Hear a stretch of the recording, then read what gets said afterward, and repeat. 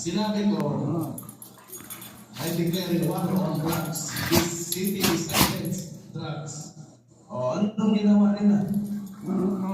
Nirelieve nila 36 na polis. Wala naman ako inutusan. Tanga talaga.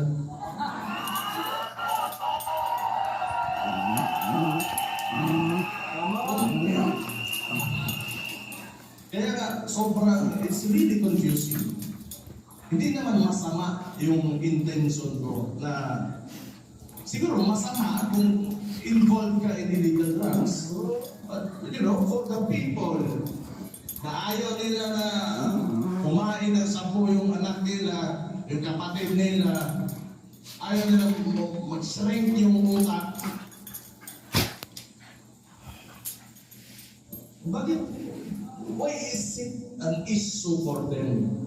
Itong DILG. Bakit ang dami ng maniobra para pakialam niyo ba kung yan yung platform ng Davao City? Ayaw namin talaga ng droga.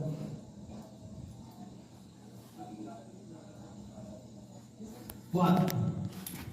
So, does it mean that you are supporting illegal drugs? Yes!